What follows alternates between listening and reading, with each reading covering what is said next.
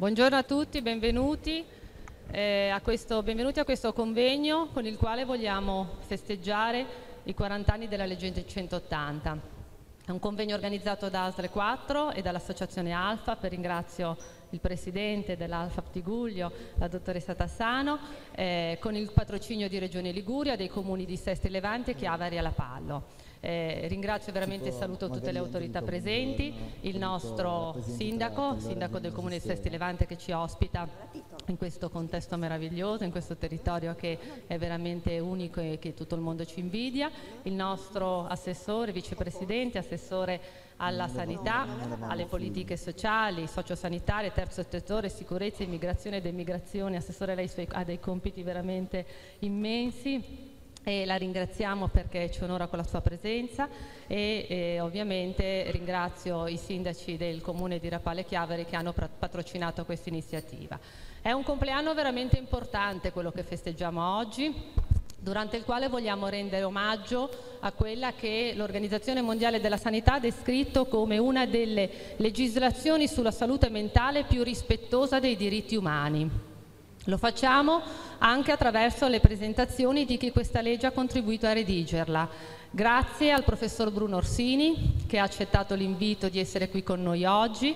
È uno psichiatra, relatore ed estensore della legge 180, legge come sappiamo di riforma psichiatrica proprio alla Camera dei Deputati, e con chi ha contribuito a farla vivere, e quindi grazie anche al dottor Antonio Ferro, psichiatra, ex direttore del Dipartimento di Salute Mentale dell'ASL 2.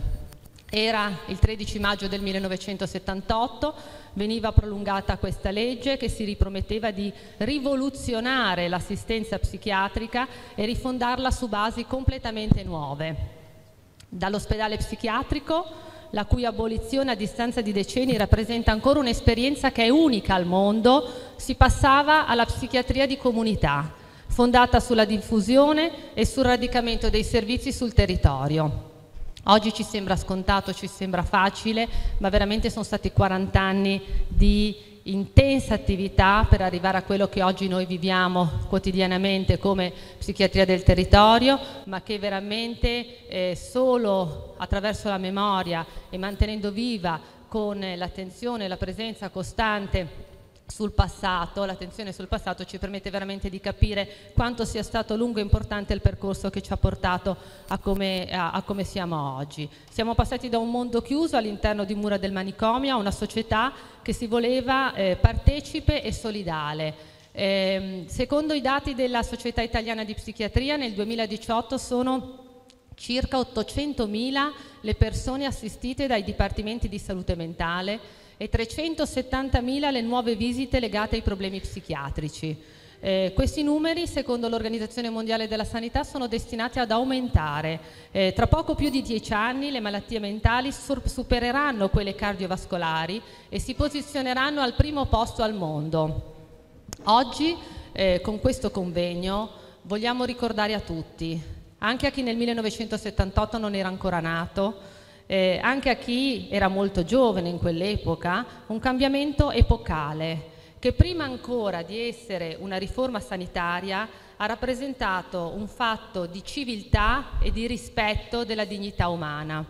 Io ero tra quelli che erano molto piccoli all'epoca, però ho avuto la possibilità di toccare con mano, vivendo nel mio precedente impegno, la realtà di Prato Zanino, quindi dell'ex manicomio psichiatrico, avendo contribuito al suo svuotamento e comunque alla gestione, perché avevamo all'interno l'archivio ospedaliero, e posso assicurare a tutti quanti che le mura parlano. E quindi quello che ho potuto vedere all'interno di quell'ospedale mi ha permesso davvero di capire quello che realmente ha rappresentato questa legge di riforma così importante, di cambiamento. E quindi oggi cosa vogliamo fare? Con il contributo di specialisti, professionisti, operatori, utenti, familiari, rappresentanti delle istituzioni, vogliamo riflettere su questa legge 180, sul suo stato di applicazione, sull'attualità dei suoi valori di riferimento. E concludo, prima di passare la parola per i saluti alle autorità presenti, con un invito a tutti gli operatori del settore, ad una massima sensibilità e attenzione, perché ancora oggi quando anche altre istituzioni totali come l'OPG sono state superate, parole come coesione sociale e rispetto della diversità non si possono dare così per scontate. Do quindi avvio alla mattinata odierna e passo la parola al nostro sindaco del Comune di Sestri Levante per i saluti. Valentina Ghio, grazie per la sua presenza. Grazie alla dottoressa Rebagliati, grazie all'assessore Viale e a Maria Giulia Tassano per aver scelto Sestri Levante per organizzare un convegno su un tema così importante e significativo che ricorda, è stato detto, una legge epocale, e ringrazio il professor Orsini oggi che ci onora della sua presenza perché è stato protagonista di un percorso che ha onorato il nostro Paese. È stata una delle leggi più all'avanguardia, una delle leggi, come è stato detto, più rispettose dell'essere umano, mutuate in diversi paesi, in diversi aspetti negli anni successivi. Quindi penso davvero che dobbiamo essere orgogliosi di questo percorso e ricordarne il promotore, appunto, che poi ha dato il nome alla legge, che non è stata più che la legge 180, la legge Basaglia. E credo che, e qui sta anche la mia presenza come sindaco, come rappresentante di un ente locale, oltre che sindaco del luogo che ospita il convegno, credo che sempre più il concetto di psichiatria di comunità debba evolversi con l'evoluzione dei tempi, con l'evoluzione del fenomeno, delle patologie, ma anche della società, e con l'interazione che diversi enti possono dare, con l'apporto che possono dare. Perché credo che psichiatria di comunità voglia dire anche forte interconnessione con il territorio, forte interconnessione con le politiche del lavoro, con le politiche abitative, con le politiche di sostegno alla famiglia e sociali in generale. Ecco, in questo ovviamente Regione, ma gli enti locali sono anelli fondamentali per un dialogo che non deve mai interrompersi, ma anzi deve essere intensificato anche in considerazione dell'incremento del fenomeno, come è stato detto, in particolare nei giovanissimi, e quindi considerando anche il mondo della scuola.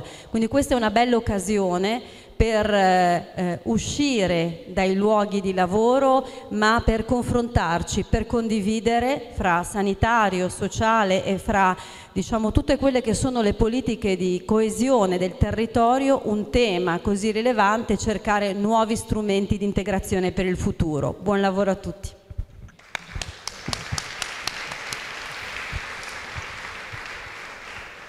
Bene, io nel dare la parola al nostro assessore, vicepresidente, vorrei ringraziarla per la grande attenzione che ha sempre riservato al nostro territorio, e in particolare vorrei informarvi, e questo credo che farà felice il presidente dell'associazione Alfap di Guglio, perché ha molto combattuto insieme a noi perché questo progetto diventasse una realtà. Grazie al supporto di Alisa e della nostra regione, finalmente il progetto Castagneto il giorno 21 maggio, quindi lunedì scorso, è stato presentato e deliberato come progetto di bando europeo per la realizzazione proprio di un intervento psichiatrico che riguardava il territorio, di continuità territoriale, e quindi davvero grazie per questa attenzione che anche sul territorio di Sestri Levante, e di questo abbiamo parlato lungamente con Regione, col Comune, stiamo portando avanti una nuova progettualità,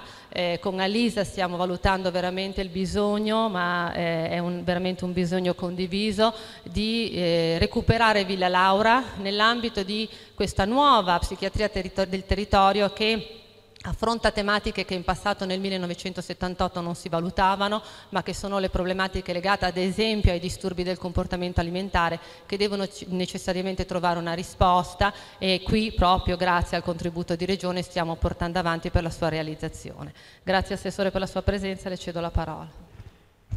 Grazie alla direttrice generale dell'AS 4 per aver pensato di non rimanere esclusa da quello che è stato un grande momento per la nostra regione, celebrare qui ai massimi livelli i 40 anni di una legge che ha segnato una svolta epocale. Io ringrazio il professor Orsini perché io penso che abbia con le sue parole la sua lucidità, la sua chiarezza espositiva fatto comprendere meglio l'importanza di questa legge, che è conosciuta un po' nel lessico e nel gergo come la legge che ha aperto le porte ai manicomi, ma non è questo.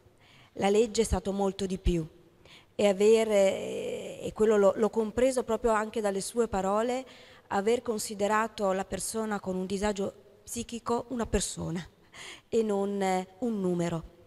E questo è uno straordinario risultato ottenuto con una legge, l'importanza della politica, che deve intercettare anche con anticipo dei tempi, ed è questa la politica che penso piaccia e di cui questo Paese ha bisogno, una politica che sappia intercettare l'evoluzione prossima e saper dare delle risposte tempestive. E oggi, grazie a questa legge, possiamo avere degli strumenti per accompagnare le persone, che sono sempre di più, con problemi psichici in un percorso, non so se si può dire guarigione, ma di accompagnamento in un percorso che non sia di involuzione, ma di accompagnamento, perché possono tendere a una prospettiva di vita autonoma o indipendente, perché parlare per queste persone di vita autonoma, forse è questo uno degli obiettivi che dobbiamo porci, e la legge del dopo di noi può essere uno strumento utile per tentare anche l'impossibile in certe situazioni. Ieri ero a un evento a Varazze dove si è parlato degli ospedali psichiatrici giudiziari e l'evoluzione alle REMS. Guardate come questo tema, no, passa da quello che può essere un disagio nelle fasce giovanili, che non ancora si sono trasformate in qualcosa di evidente, di qualcosa che trasforma la vita, a una persona che commette reati da persona con problemi psichiatrici. E anche qui il sistema si è evoluto, perché sono stati chiusi gli ospedali psichiatrici giudiziari e trasformati in REMS, in luoghi dove non vi è un aspetto prepotentemente contenitivo, ma certo c'è l'esigenza legittima di contemperare la sicurezza con la cura delle persone, e non sono luoghi dove le persone devono rimanere tanto, ma deve esserci una circolarità. Ed i dati che ieri ci hanno fornito sulla prima REMS provvisoria della Liguria, quella di Genova Pra, vanno proprio in questa direzione, la circolarità della permanenza. Quindi, tornando al tema che oggi verrà sviluppato con relatori veramente di altissimo livello, dobbiamo anche come sistema sanitario ligure rappresentare come ci stiamo strutturando, perché se gli obiettivi li abbiamo nella legge, li abbiamo in chi quotidianamente affronta questi problemi, il sistema sanitario ha l'obbligo istituzionale di creare il modello organizzativo migliore per dare le risposte a questi bisogni. La necessità della creazione di Alisa, l'azienda ligure sanitaria, è stata quella di dare una governance di sistema, avendo gli obiettivi chiari. E stiamo lavorando, vi sono alcuni risultati concreti sui territori, visibili, no? Perché poi il cittadino ha bisogno anche di vedere concretezza nelle cose, ma abbiamo un assetto organizzativo più da addetti ai lavori che per i cittadini, che vedono nella creazione del Dipartimento Interaziendale un'area proprio specifica di salute mentale. Abbiamo un'integrazione funzionale dei dipartimenti di salute mentale con la clinica psichiatrica dell'Università di Genova, l'istituzione di un'area salute mentale all'interno del Dipartimento appunto interaziendale di neuroscienze con compiti di organismo tecnico. Abbiamo i dipartimenti salute mentale dipendenze unitari ed inclusivi, articolati in strutture complesse o semplici, in dipendenza dalle caratteristiche del territorio e della densità. Abbiamo un modello che traspare da quelle che sono le buone pratiche che abbiamo sul territorio e che vengono trasformate appunto a sistema. E abbiamo in animo, grazie insomma anche a dei tavoli che abbiamo iniziato a realizzare a Genova, di creare, lo abbiamo detto anche a Genova in occasione della settimana di celebrazione, di attivare quello che è l'osservatorio regionale di psichiatria. È una necessità che ci è stato rappresentato è un bisogno reale di confronto costante e continuo con anche il mondo dell'associazionismo, perché è importante questo tipo di confronto, che tra l'altro sta portando anche dei risultati, a mio parere, importanti con altri tipi di problematiche, dal tavolo autismo ad altri. Cosa posso aggiungere? Nulla rispetto a quello che sentiremo nel vario e articolato e ricco programma di oggi. Io non mi posso che abbinare a quello che sono i ringraziamenti per aver costruito un evento così importante, difficile da trattare, scomodo da trattare, ma se uno ritiene di dover affrontare la politica, appunto deve anche affrontare temi di cui si fa fatica a parlare, che magari non sono troppo popolari, ma che sono il problema che abbiamo oggi, perché i dati che si hanno sull'aumento delle problematiche di disagio psichico sono inquietanti. Grazie per l'attenzione e per la partecipazione da parte di tutti voi.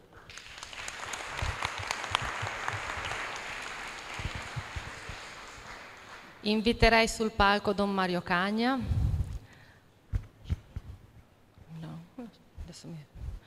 che è al nostro fianco, come sapete, all'interno del nostro ospedale di Lavagno, come si occupa dell'assistenza religiosa nell'hospice, nell'RSA di Chiavari e nel nostro ospedale di Lavagno, che ci porta i saluti del Vescovo. Sì, il Vescovo aveva un problema di agenda, non poteva essere qua, ma ci teneva, perché ha attenzione al tema della salute e della salute mentale. E quindi mi ha chiamato lui, mi ha chiamato il vicario dicendo: porta i miei saluti e augura un buon lavoro. Credo anche con la parola comunità che come comunità cristiana abbiamo ancora molto da crescere, da imparare, e quindi a titolo invece personale sono qua per imparare, per ascoltare. Quindi grazie a tutti, a chi ha pensato e a chi partecipa. Bene, ora, ultima ma non certo per importanza, il Presidente dell'Alfa Ptiguglio per i suoi saluti e per l'avvio dei lavori. Grazie. Buongiorno. Aggiungo i miei saluti illustrando il messaggio del logo che abbiamo messo nella nostra locandina del convegno. 2 giovani, seri e compunti, che sorreggono con forza con forza e delicatezza un paziente. Non a caso 2 giovani, il nostro domani.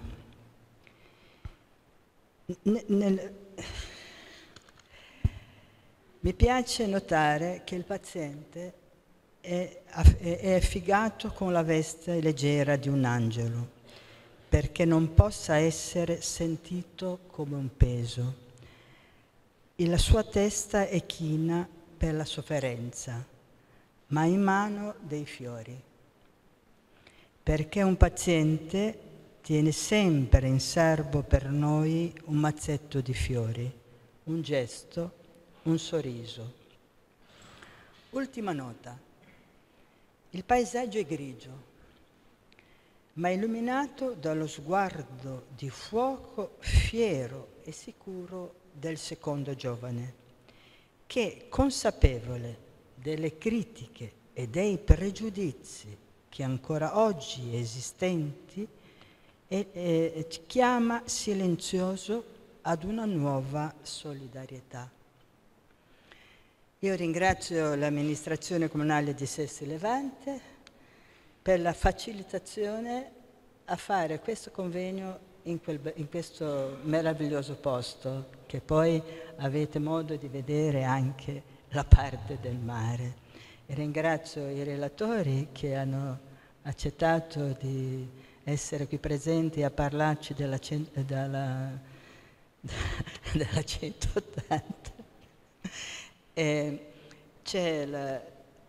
C'è Armando Misuri, un ex manicomiale, magari il professor Rossini l'avrà conosciuto, che ha scritto una poesia che adesso verrà letta da uno studente. E poi lascio la parola al pensiero di due familiari.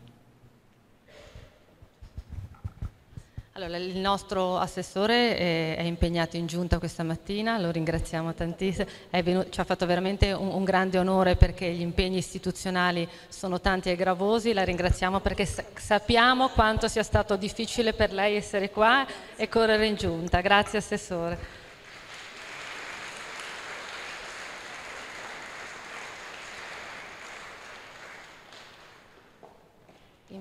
Invito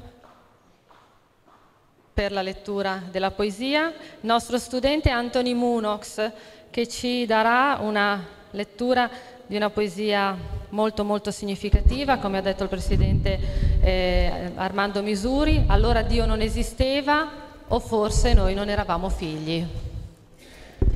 Buongiorno. Il titolo, come ha detto, è Allora Dio non esisteva, o forse noi non eravamo figli. Noi abbandonati, noi maltrattati, noi eterni straccioni portavamo addosso una croce diversa da quella degli altri. La nostra croce ce l'avevano buttata addosso, non ce l'eravamo presa. Così, senza dirci niente, senza consultarci, ci avevano buttato addosso una croce che ci schiacciava, sempre e mai ci redimeva. La portavamo addosso, no, la portavamo. Noi eterni straccioni, noi matti, su giù per il corridoio. Ci sedevamo a cercare un ristoro che mai non arrivava, perché la nostra croce, che mai ci redimeva, ci schiacciava sempre. Noi stanchi fin dal risveglio, gonfi di medicine, asfissiati dal nostro stesso puzzo, dal fumo delle nostre sigarette. E Dio dov'era in tutto questo? Ma chi ci pensava a Dio, di noi? Non ci passava nemmeno per la testa di pensare a Dio, unico Dio o molti dei che fosse. Cacciati fuori dal mondo, separati dalla vita, da porte e cancelli. Chi aveva tempo di pensare a Dio, non ci veniva neanche in mente Dio. Per questo, per noi, allora Dio non esisteva. Allora, quando avevamo smesso perfino di disperare, il nostro Dio venne. Era un Dio umano e si chiamava Storia. In mano una torcia e una lente, scavava e scavava. Vecchio Dio curioso di tutto, nume che cerca sempre il vero. Venne a darci le tavole della legge, 180, e noi straccioni, noi che non sapevamo più sperare, noi che avevamo smesso perfino di disperare, fummo dal Dio della storia, restituiti alla vita. Noi straccioni ci affacciammo al mondo per ritrovare la coscienza che c'era stata tolta. Cristo, da Eboli, si rimise in cammino. Per noi, restituiti alla vita, noi matti, abbandonati e miseri, noi sofferenti, ci raffacciammo alla vita, la vita, quella con la maiuscola. Seppe, si ricordò di noi, e il mostro orrendo, il manicomio, cadde, si afflosciò su se stesso. Da allora, ognuno di noi porta volentieri la sua croce, la sua piccola croce, proporzionata alle sue forze. Adesso la portiamo volentieri, questa croce. Ce l'abbiamo come qualsiasi essere umano, come quelli che si chiamano persone, come gli altri che da sempre sono stati nella vita, nella storia. Allora, quel Dio per noi non esisteva, ci fu svelato dalla storia, dal nume della storia, che aprì il mondo a noi, a conoscerci, a farci conoscere e per noi a conoscere Dio. Allora Dio per noi ricominciò ad esistere.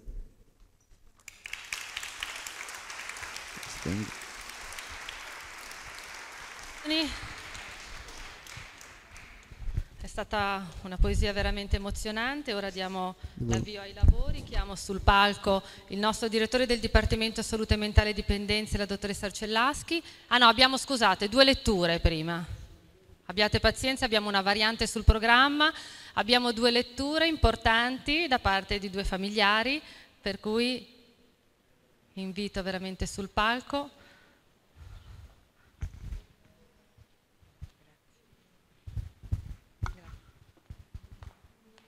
Buongiorno a tutti. Io sono qui per parlare delle mancanze. I dati nazionali risalenti al 2015 già riferivano di carenze di personale all'interno dei servizi di salute mentale, quindi in tutta Italia. Poiché a distanza di 3 anni la situazione è rimasta invariata a fronte di un incremento del numero di pazienti seguiti per quanto riguarda l'ASL 4, come familiari crediamo che chiediamo se questa situazione è destinata a perdurare o se sono previste soluzioni migliorative che riteniamo urgenti. Nel 2016 è stata approvata la legge cosiddetta del dopo di noi. In tal senso, affinché le persone con fragilità vengano aiutate ai fini dell'autogestione per il futuro, in particolare per le mansioni di tutti i giorni che richiede l'ambiente domestico. Sarebbe importante che le iniziative sorte in questi ultimi anni, definite appunto abitare assistito, fossero potenziate e incrementate per consentire sempre di più il vivere indipendente. Tutto ciò ovviamente dovrebbe essere fatto attraverso una specifica formazione, con il supporto di educatori preparati. Affinché tutto questo si possa realizzare, le famiglie vorrebbero avere maggiori delucidazioni sui progetti attuali e futuri nel territorio dell'ASL 4. Grazie.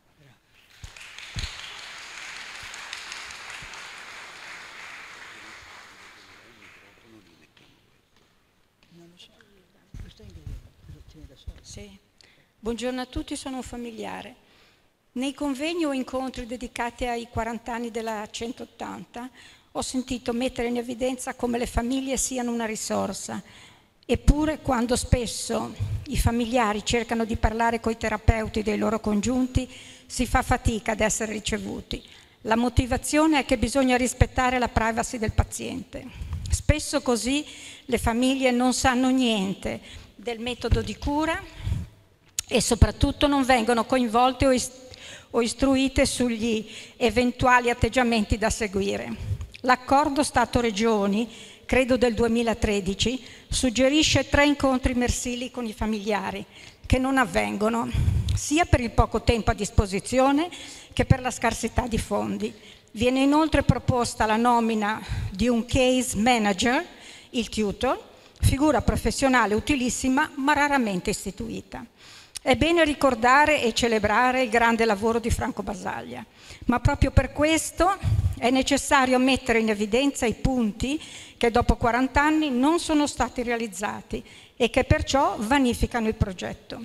È fondamentale entrare nell'ordine di idee che la malattia mentale è una malattia come le altre e come le altre va e può essere curata o almeno migliorata. Invece tuttora questa malattia è avvolta da un alone di mistero e disagio che causa il perdurare del famoso stigma, o per l'esattezza vergogna, legata a questo problema. Si lamentano le scarse risorse e queste vengono destinate ai pazienti più giovani, puntando sul fatto che hanno maggiori speranze di guarigione. Ma gli altri malati, non più giovani, avrebbero uguali diritti e invece per loro mancano progetti, psicologi e operatori a vario titolo. Quanto agli ormai vecchi familiari, di loro non si occupa nessuno. Ci sono i gruppi famiglia presso i centri di salute mentale che sono molto utili. Ci sono le associazioni come l'ALFAP, ma mentre i disabili possono contare su un'associazione nazionale efficiente come l'ANFAS, i familiari dei pazienti psichiatrici hanno molte piccole e diverse associazioni, sparse per regione. Questo aumenta la difficoltà di comunicazione, di collaborazione e sulla possibilità di incidere sulle decisioni relative a questa malattia. Per il resto, i familiari sono soli ad affrontare problemi clinici che almeno inizialmente non capiscono né conoscono. Poi purtroppo o per fortuna si impara, ma intanto si perde tempo prezioso perché sempre ci viene ripetuto che è fondamentale iniziare le cure dagli esordi, cioè all'inizio. Il 7 maggio scorso a Genova Quarto hanno illustrato il cosiddetto patto cittadino per migliorare l'assistenza dei malati mentali coinvolgendo regione, sanità, operatori a vario titolo, associazioni e molte altre istituzioni. Ma sono stati pochissimi gli interventi sia di familiari sia degli utenti presenti, che sono i soli a vivere quotidianamente il problema del disagio mentale. I pochi che hanno parlato hanno fatto richieste ben precise su vari punti, come combattere lo stigma pubblicizzando la malattia mentale, per meglio conoscerla ed evitare l'emarginazione dei malati. È necessario inoltre maggior collaborazione e non antitesi quando ci si rivolge al centro di salute mentale, perché non è facile sapere come fare le pratiche, per esempio per ottenere l'assegno di invalidità o inserimento lavorativo. Le borse lavoro sono spesso interventi altalenanti e fragili e gli uffici che cercano di applicare la legge 68 stentano a muoversi in modo efficace, favorendo il perdurare dello stigma. Se potessi sintetizzare, vorrei che ci fosse un maggior ascolto delle famiglie, più informazione volta alla loro istruzione per coinvolgere nel progetto di cura, ricordando sempre che la malattia mentale è una malattia come le altre e come le altre va e può essere curata o almeno migliorata. Il dottor Rebolini, che ha seguito e aiutato a capire me e altri familiari, ripeteva sempre che la psichiatria è una scienza giovane. Io spero che crescendo migliori.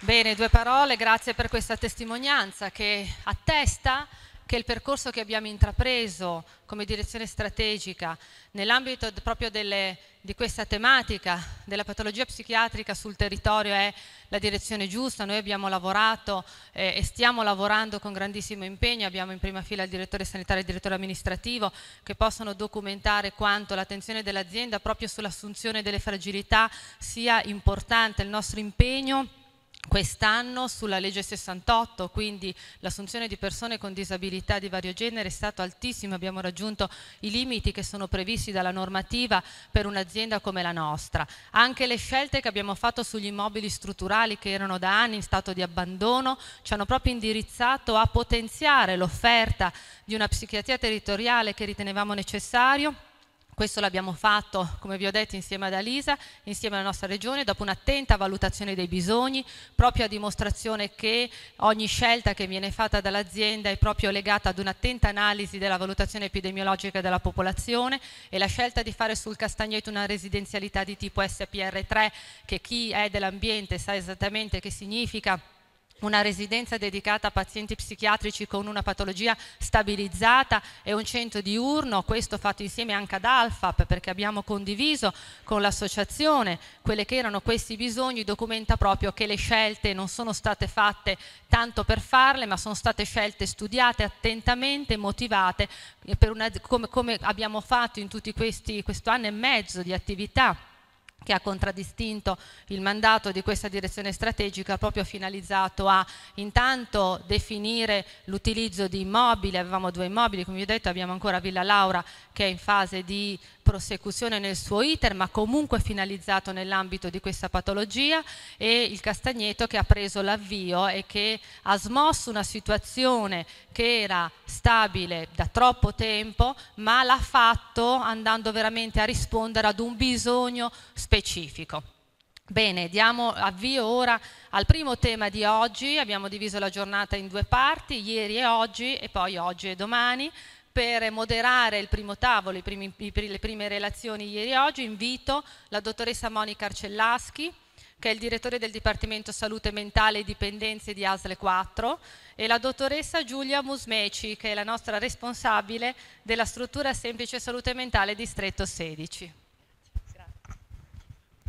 Buongiorno a tutti, saluto tutti i colleghi e tutti i colleghi anche del privato sociale che sono intervenuti oggi, delle comunità che per noi sono fondamentali, saluto i familiari. Solo 2 parole, noi abbiamo organizzato insieme all'Alfap questo convegno e abbiamo voluto, sono solo 2 parole che voglio dire, uno relativo all'immagine che ha descritto la signora Tassano, perché ci è stato chiesto di scegliere un logo e la dottoressa Musmeci ha portato questo e in qualche modo questa cosa mi ha stimolato, e di questo ringrazio anche il dottor Daniele Pavese che mi ha suggerito il titolo di un libro che secondo me illustra il momento storico in cui ora ci troviamo. Questo libro si chiama La prima curva dopo il paradiso. Ecco, noi ci troviamo, secondo me, secondo il vissuto di molti operatori che, come diceva giustamente la dottoressa Rebagliati, sono nati dopo la 180, anche anagraficamente, che quando la 180 è stata stilata avevano pochi anni, erano bambini o ragazzini, quindi noi guardiamo con una sorta di venerazione e rispetto le persone che hanno contribuito sia a redigerla come il professor Orsini, sia a farla vivere. Io ho avuto la fortuna di lavorare con Antonio Ferro e quindi in qualche modo ho questo ricordo di questa sorta di paradiso, quindi noi che in questo momento ci sentiamo un po' in curva, no? Quindi ci troviamo in una curva e quindi non vediamo bene più il paradiso, a loro vogliamo ispirarci per trovare il conforto e come dire, l'iniziativa di fare quelle cose che la signora Maura Cambi ha descritto, no? che mancano in qualche modo. E quindi do solo un attimo la parola a Giulia Musmeci prima di presentare il professor Orsini, che ci dice solo 2 parole sul significato del quadro. Buongiorno a tutti. Volevo aggiungere una cosa rispetto alla scelta di questo quadro, che è di un pittore simbolista e quindi ognuno di noi dà la sua interpretazione.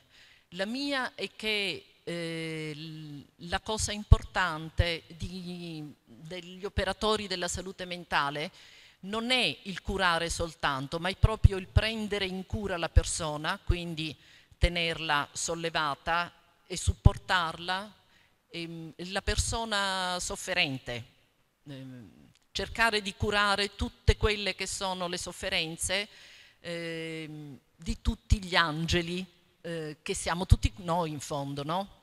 Perché tutte le persone hanno una parte di sofferenza interiore, in alcuni casi è più accentuata, in altri meno, ma il compito degli operatori della salute mentale è questo, secondo me. Grazie. Quindi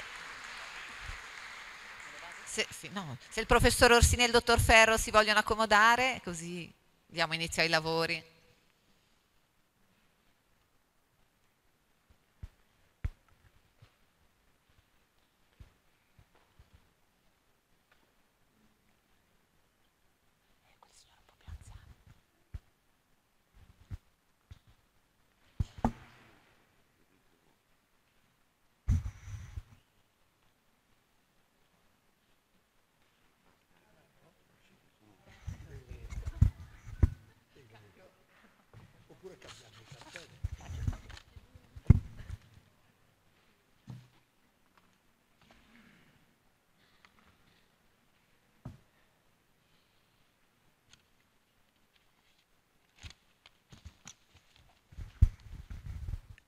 Salve, buongiorno.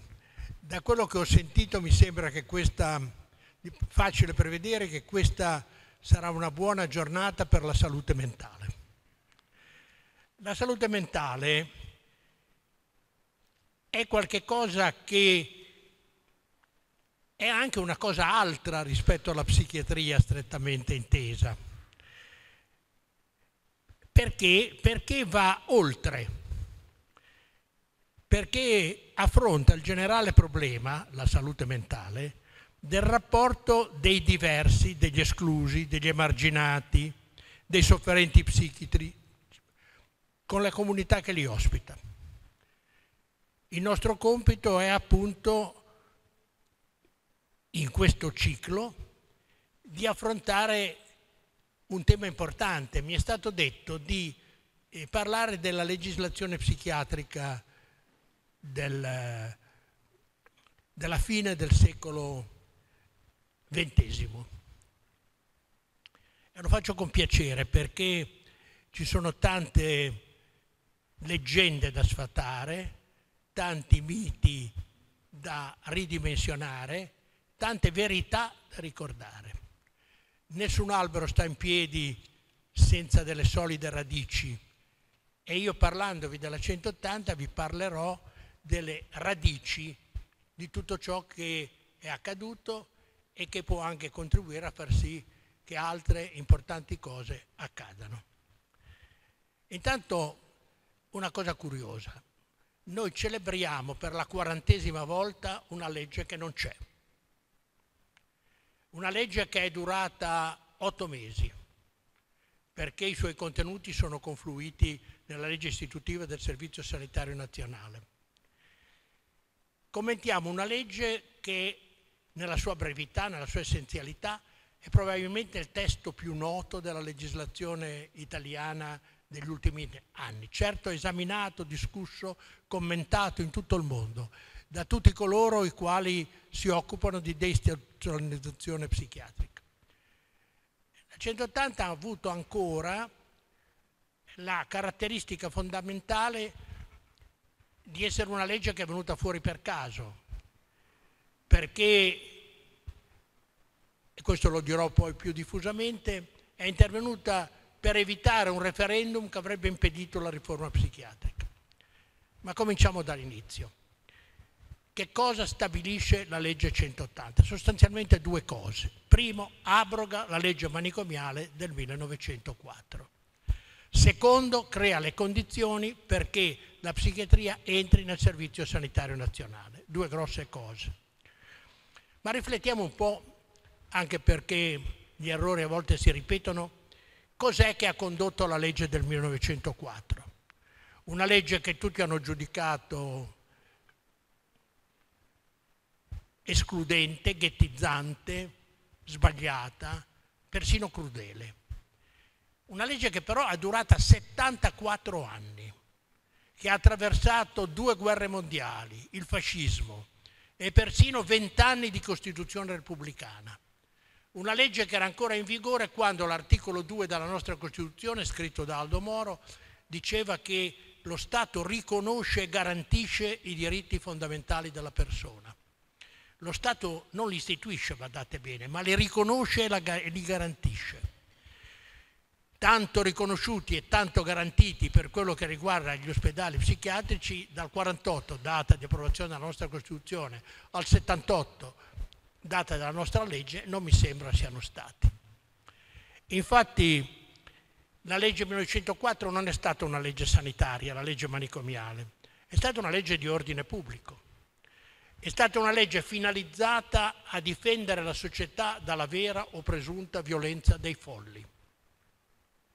Una legge di custodia e cura. Alfabeticamente la cura viene, così si è autodefinita, alfabeticamente la cura viene prima della custodia, ma nella legge, giustamente, perché corrispondeva a verità, si parlava di custodia e cura, non di cura e custodia. Custodia e cura di chi? Studia custodia e cura degli alienati, espressione che è molto importante, su cui brevemente tornerò, che poi è appartenuto anche al linguaggio marxista, i quali siano pericolosi a se stessi o agli altri o creino pubblico scandalo. Badate bene che secondo la legge il ricovero di queste persone non è una facoltà, ma un obbligo. Sono ricoverati. Sono ricoverati dove? Nei manicomi. Chi gestisce i manicomi? Le amministrazioni provinciali. Cioè un'amministrazione che ha una vocazione asilare nella storia italiana, non una posizione clinica e sanitaria. Le province ospitavano i poveri vecchi, i bambini però dovevano istituire, le province dovevano istituire i manicomi che erano al di fuori del circuito sanitario vero e proprio del nostro paese, che non erano regolati dalla legge ospedaliera, che erano una cosa altra. Perché fu fatta quella legge? Ho detto per difendere la società. Certo che nella società italiana a cavallo tra il secolo XIX e il secolo XX le tensioni erano tante e le ingiustizie anche, e i disordini attuali potenziali numerosissimi. Questi ricordi storici spero non vi annoiano, secondo me sono essenziali per capire come sono andate le cose. Il Parlamento italiano nel 1901 era votato dal 7% dei cittadini italiani. Non votavano le donne, non votavano quelli che non fossero alfabeti e non votavano quelli che non pagassero le tasse. Voi capite che questo 5% non era fatto dai più poveri, dai più deboli, dai più emarginati, ma era fatto da quelli che stavano bene. E infatti fu un Parlamento che mise la tassa sul macinato, cioè sulla polenta e sulla farina, su quello che mangiava la povera gente, ma si guardò bene dal mettere una tassa sul latifondo. E le tensioni nella società italiana a cavallo tra il XIX e il XX secolo erano fortissime, anche perché quelli che non potevano entrare dalla porta del voto nello Stato, cercavano di entrare dalla finestra dei moti. Nasce il Partito Socialista, ma nel 1892 nascono le prime cooperative, nascono i primi movimenti operai, nasce la voce dei cattolici che anch'essi non votano non solo per la questione romana che ha tolto la sovranità al Papa, ma non tolgono perché lo Stato risorgimentale laico ha acquisito tutte le opere di assistenza e beneficenza fatte dal mondo cattolico e le ha chiamate IPAB, istituzioni pubbliche di assistenza e beneficenza. C'è questa tensione. Nel 1998 Bava Beccaris spara sugli operai a Milano, in quella stessa città che 50 anni prima era stata la culla del risorgimento italiano. Le 5 giornate del 48 sono ben diverse dalle 3 giornate di Bava Beccaris alla fine del Novecento. In queste situazioni c'è bisogno di legge, c'è bisogno di ordine, c'è bisogno di mettere a tacere i rompiscatoli, i provocatori, i disadattati. E questa legge fa esattamente questo. La psichiatria ufficiale, istituzionale, perché tollera questa legge del 1904? La tollera perché è una psichiatria fantastica, ma oggettivante, spersonalizzante. Ferro, forse come me, avrà letto Kraepelin. Noi comanda la psichiatria tedesca in quell'epoca, come in tutta Europa, dal 1870 al 1915 la cultura europea è stata una cultura tedesca, anche la psichiatria. E resta ammirato dalla finezza con cui descrive i sintomi, li associa in sindromi, dice che le sindromi costituiscono malattie, le classifica in modo nosologico, applica lo schema delle malattie biologiche alla psichiatria. Kraepelin ci ricorda più Linneo che Darwin, non è per niente evoluzionista, è statico. In una cosa così si può usare il termine alienati, perché allora ci sono quelli che sono strutturalmente diversi da tutti gli altri. Strutturalmente diversi perché il loro corpo è fatto diversamente, pensate a Lombroso, perché sono così e presumibilmente resteranno così.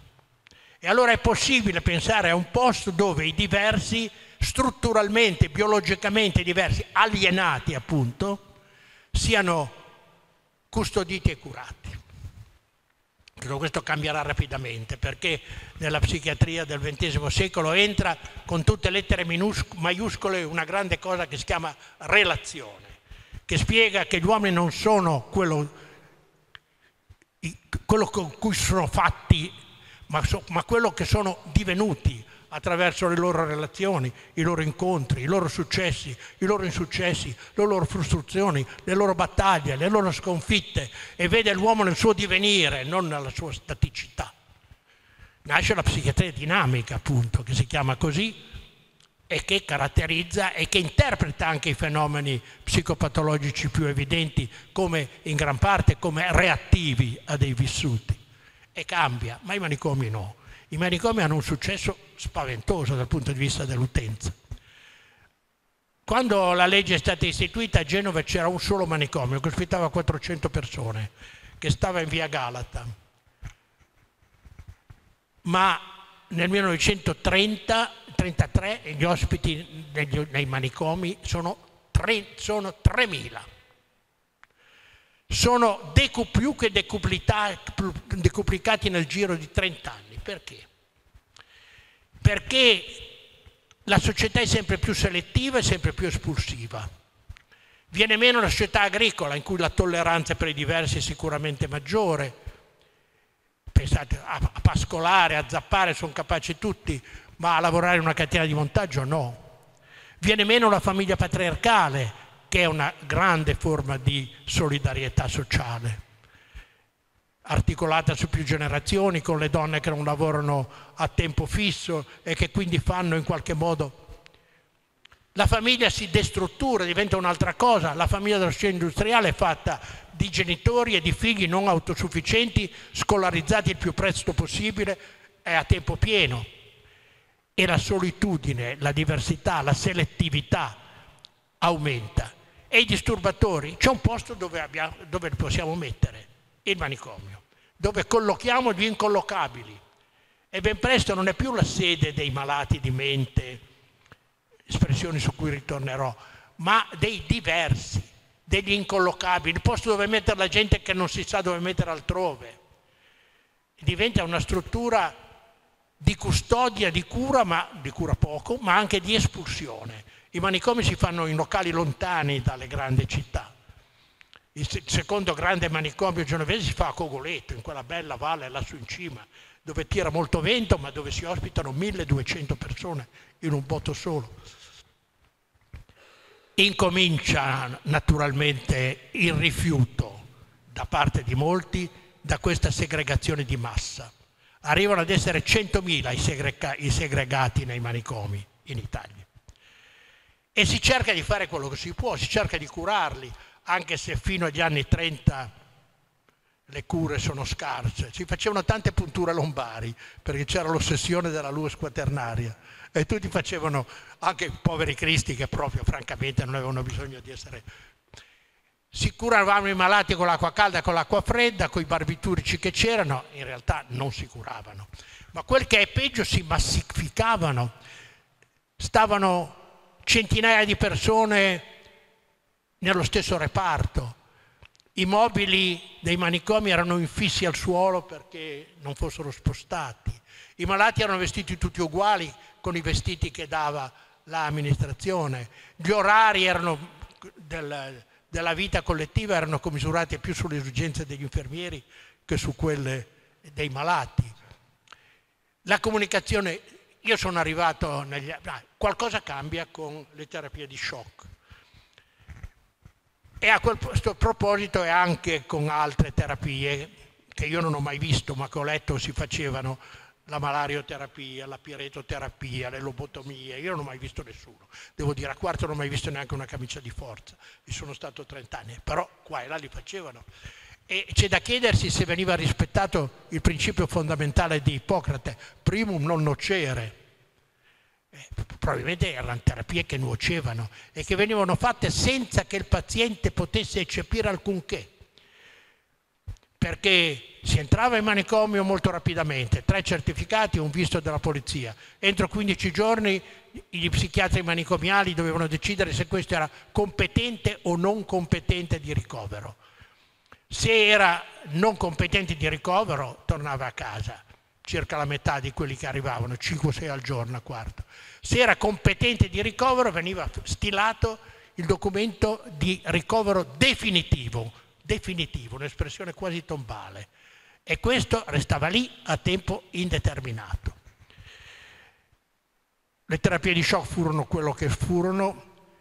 Secondo me l'elettroshock è stato demonizzato al di là dei suoi demeriti e delle sue colpe, perché dimostrò di essere utile nelle forme antidepressive, ma certo avevamo ancora negli anni 50 100.000 reclusi sostanzialmente per ragioni di ordine pubblico che se non erano matti lo diventavano. Il contributo di Goffman e degli americani e tutti i contributi sulle istituzioni totali dimostravano che la desocializzazione conseguente alla condizione di malato cronico deprivava di relazioni, di rapporti, rallentava, deteriorava. Io sono arrivato a Quarto nel 1955, come vedete sono vecchio, ero appena laureato. E mi sono trovato di fronte a gente che non potevo curare, perché dovevo occuparmi di 120 persone, non potevo parlare neanche 5 minuti con ciascuno di loro. Venivano curati con la tromba e venivano curati come si poteva. Poi vennero gli psicofarmaci, vennero tardi gli psicofarmaci, vennero nella seconda metà degli anni 50, arrivò la cloropromazina e fu una cosa straordinaria. Io le davo ai malati di nascosto, perché prima mi diceva lasciali vivere, non rompere le scatole, non tormentarli con le medicine, ma glieli davo lo stesso. E ho avuto il Largactil, la cloropromazina, i fenotiazinici in genere, e cominciò a cambiare. Mi dicono che era tutto psicogeno, che non c'era niente d'organico. È giusto, è vero, è tutto relazionale. Sta di fatto però che se uno non parla perché è mutacico, non mangia perché è sitofobo, non si muove perché è catatonico, è difficile fargli la psicoterapia. Però cominciamo a fargliela dopo di psicoterapia e cominciamo a muoverci per cambiare le cose. Abbiamo fatto un'associazione, la MOPI, dei medici degli ospedali psichiatrici, in cui chiedevamo una cosa molto semplice, che i nostri malati siano trattati come tutti gli altri malati.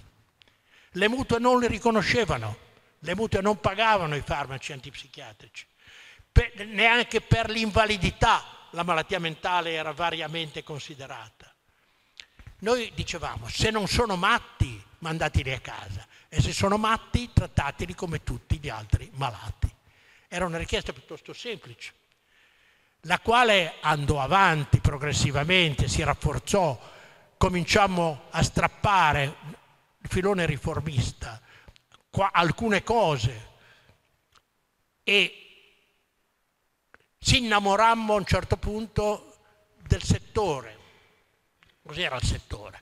Era un'esperienza francese, 13° arrondissement, la stessa equipe di operatori poliprofessionali era responsabile della sanità mentale di un determinato ambito territoriale e disponeva di una tastiera dalla visita ambulatoriale alla visita domiciliare, a luoghi di incontro e di riunione e anche a situazioni di ricovero a tempo pieno, tutte le volte che questo sia. Noi ci innamorammo del settore e in Italia ci fu qualcuno che lo tentò, soprattutto a Varese, da qualche parte. Andavamo avanti così come potevamo, intanto gli psicofarmaci si arricchivano, arrivarono gli antidepressivi negli anni 60 e andammo avanti fino a ottenere i riformisti. Per la verità qui la contestazione Basaglia non c'entrava. Nel 1968 una legge che si chiamò legge Mariotti, la quale stabiliva delle cose molto importanti. Intanto stabiliva che i manicomi non potessero avere più di 600 persone. Intanto introduceva nei manicomi gli psicologi e gli assistenti sociali. Intanto stabiliva che dovesse esserci un medico ogni 40 malati. Intanto stabiliva che era possibile il ricovero volontario. Iniziava la fase di, come si può dire, i nostri successi di noi riformisti. Negli anni 60 arrivò Basaglia. Basaglia era stato con Belloni, lo chiamavano il filosofo in clinica universitaria a Pavia, lo chiamavano il filosofo perché aveva letto non solo Goffman, ma anche Lang, anche Cooper, e si occupava di fenomenologia. Cos'era la fenomenologia?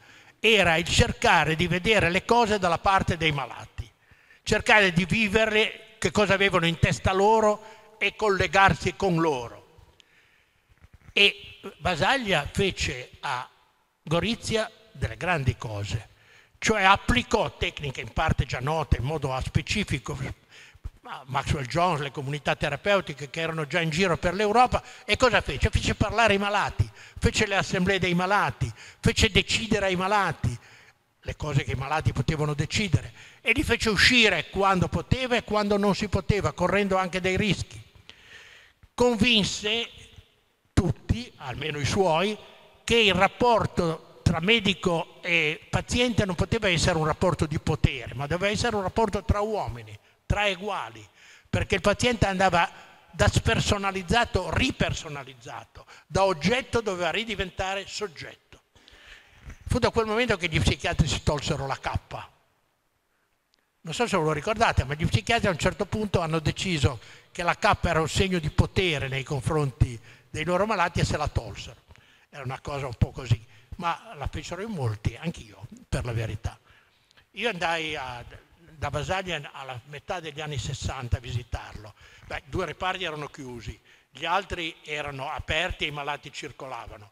Qualcuno usciva, Basaglia ebbe le sue grane perché uno di questi uscito fece delle corbellerie. Ma i farmaci li davano, Io ho incontrato Slavitz a Gorizia che aveva il suo cestino attaccato al collo e andava in giro a distribuire i farmaci. E io gli dissi, ma allora li date i farmaci? Allora non è che Sì, quando c'è la sofferenza acuta è molto forte, io dicevo sì, si fa ma non si dice, perché la linea era di contro la psichiatria biologica, contro la medicalizzazione della psichiatria. La medicalizzazione non ci doveva essere. I più estremisti dicevano che gli psichiatri erano i cani da guardia della borghesia e che la diagnosi psichiatrica era un orgasmo medico, pensate un po'. Però fu una grande cosa e divenne grandissima quando l'esperienza di Gorizia tramite Einaudi fu conosciuta in tutta Italia e in tutto il mondo. Basaglia e i suoi scrissero un libro che si chiamava L'istituzione negata e tramite Jervis lo consegnarono a Einaudi che lo pubblicò. C'era la contestazione, l'incontro tra la contestazione e la psichiatria è stata una cosa formidabile. L'Istituzione negata vendette 60.000 copie in 2 mesi. Marcuse divenne il grande filosofo, Hegel non esisteva più, Kant nemmeno, c'era solo Marcuse. E la contestazione, che fu un grande fenomeno, non fu una jacquerie, come diceva De Gaulle, era all'università, sì, perché all'università finalmente ne erano arrivati i figli degli operai, per questo avvenne anche all'università, ma dietro al 68 i suoi aspetti così, come si può dire, originali, c'era una grande cosa, c'era la volontà di cambiare alcune cose vecchie e ingiuste, anche attraverso il linguaggio pittoresco, gli ossimori. Siate realisti, chiedete l'impossibile. È vietato vietare, ma dietro a questo c'era in tutto il mondo, non solo in Francia, non solo nel Maggio francese, c'era la consapevolezza delle grandi ingiustizie planetarie, c'era il capire per esempio che la colonizzazione del Sud America era una forma di colonizzazione economica ma pesantissima, c'era fare di Che Guevara un eroe, c'era appoggiare Fidel Castro, c'era rendersi conto che occorreva togliere l'anticaglia e fare in modo che ci fosse un nuovo, la decolonizzazione, la comprensione delle grandi ingiustizie planetarie. C'era nel 68. Moro lo avvertì. Io ricordo di aver parlato con Moro del 68 e mi disse c'è questa vibrazione per il movimento che è inarrestabile contro ogni forma di autoritarismo. E i tempi nostri sono tempi più lenti rispetto a queste pulsioni. Ma la lotta contro l'autoritarismo fu trasversale. Ma persino nella Chiesa Cattolica, al Concilio Vaticano II, fu un tentativo di sostituire forme di autorità con forme di partecipazione. Nello stesso Partito Comunista non teneva più la struttura gerarchica legata a Mosca. C'era il tentativo, la lotta di classe, gli schemi antichi marxisti, venivano tutti rivisti. E fu necessario chiudere quelli che si muovevano in questa direzione, quelli del manifesto per esempio. C'era questa spinta alla riduzione dell'autoritarismo e all'aumento della partecipazione. Figurarsi questo movimento che impatta sui manicomi, che sono il simbolo meno accettabile e più schifoso dell'autorizzazione, della nullificazione, del potere su altri uomini. E a Gorizia piomba tutto il mondo. I registi, i fotografi, i film, Abele, tutto il mondo. E il manicomio diventa una cosa da ripudiarsi non solo a livello di noi poveri tecnici che facevamo le nostre battaglie riformiste, ma a livello dell'intera società italiana. Io sono sempre grato a Basaglia e ai suoi che con questo incontro con la contestazione hanno dato alla lotta contro il manicomio l'apporto della grande opinione pubblica, perché noi da soli, noi poveri psichiatri riformisti, difficilmente avremmo ottenuto quello che abbiamo ottenuto. In questa situazione è chiaro che il manicomio va superato e noi ci innamoriamo però, noi riformisti ci innamoriamo di una grande cosa che compare in quel momento, e cioè l'istituzione del Servizio Sanitario Nazionale.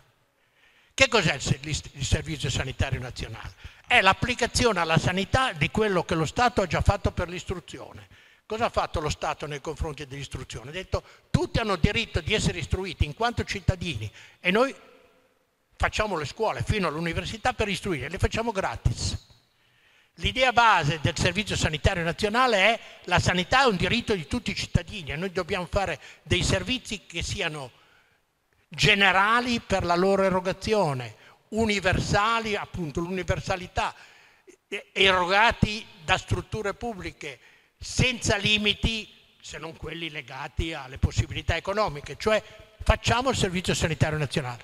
Noi ci buttammo dentro a questa operazione, a un patto che il Servizio Sanitario Nazionale includesse anche la psichiatria, che fosse finalmente tolta perché la psichiatria ghettizzava, ma era anche ghettizzata, era di fuori del sistema sanitario italiano, dentro la psichiatria, dentro il sistema sanitario nazionale. Io mi feci eleggere deputato nel 76 per tante ragioni, ma anche per fare il Servizio Sanitario Nazionale, e lo facemmo.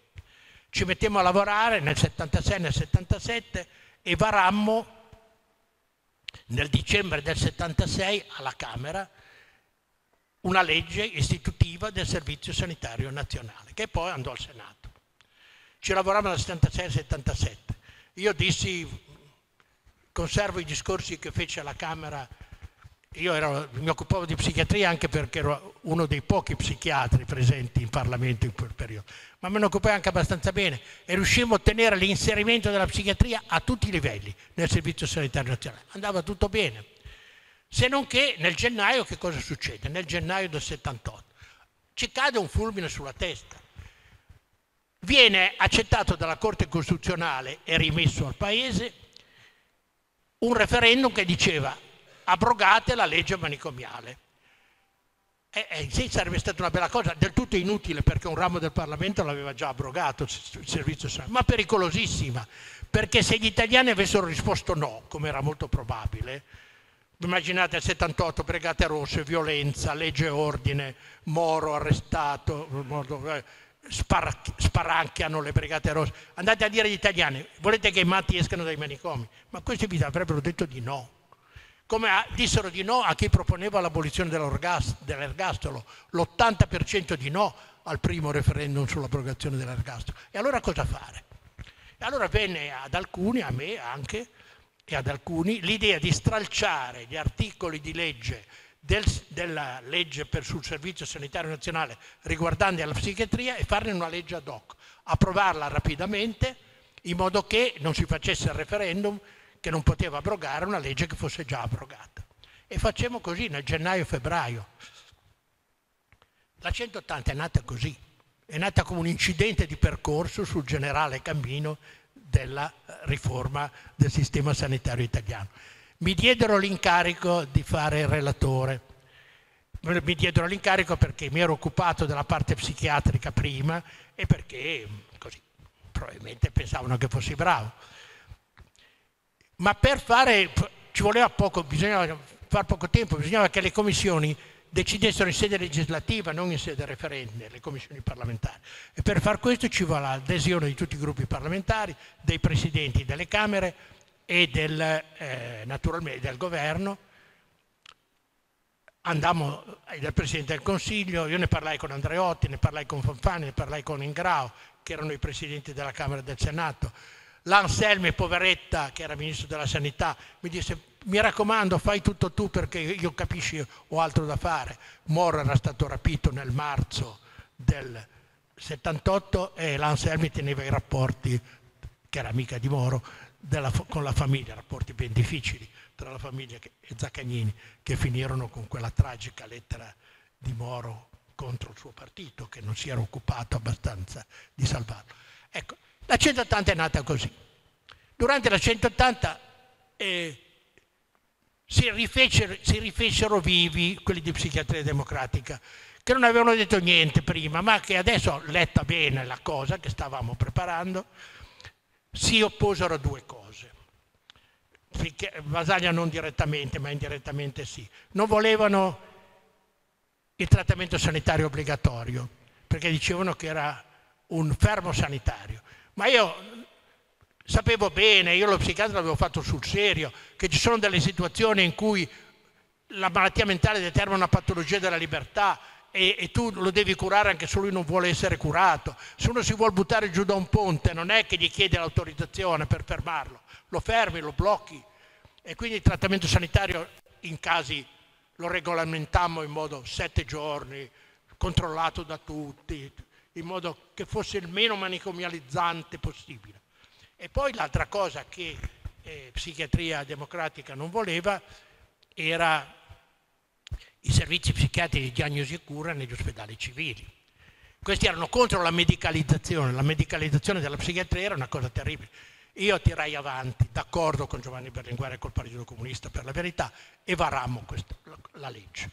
Questa legge, ma fu tutt'altro che facile. Io la 180 la ricordo come un'impresa importante della mia vita, cui ho dato passione, impegno, tutto quello che avevo, ma difficilissimo. Non si trattava di taglia e incolla dalla legge già approvata alla Camera, perché la legge approvata alla Camera diceva che la psichiatria doveva far parte delle unità sanitarie locali, poi le unità sanitarie non c'erano.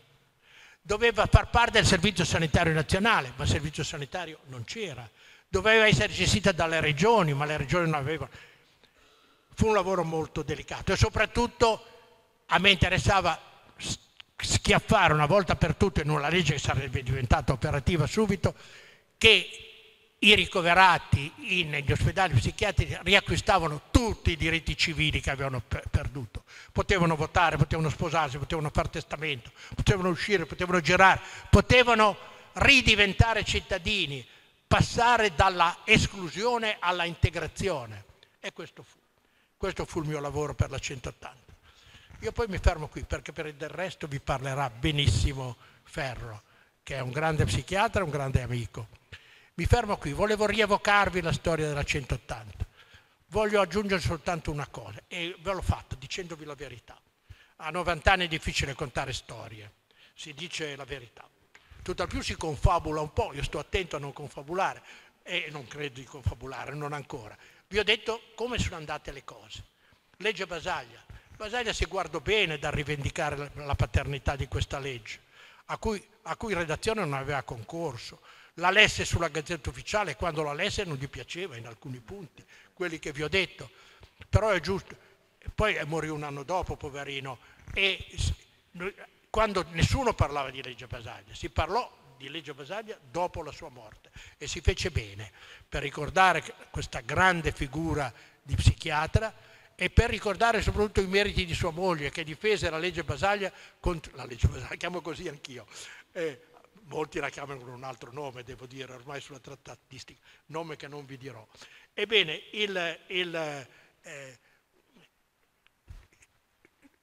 tutta questa roba qui, la moglie l'ha difesa contro 50 tentativi di disegni di legge presentati per scardinare la legge 180, che confluì nel Servizio Sanitario Nazionale nel dicembre di quell'anno, realizzando così il nostro grande disegno. Reinserire la psichiatria nel tessuto sanitario del Paese, reinserire i ricoverati negli ospedali psichiatrici nel tessuto del Paese. Certo, risistemare 100.000 persone non fu facile. Si aprì un lungo lavoro di cui vi parlerà sicuramente il mio amico Ferro. Io vi ringrazio per avermi ascoltato. È una specie di confessione storica quella che ho voluto fare.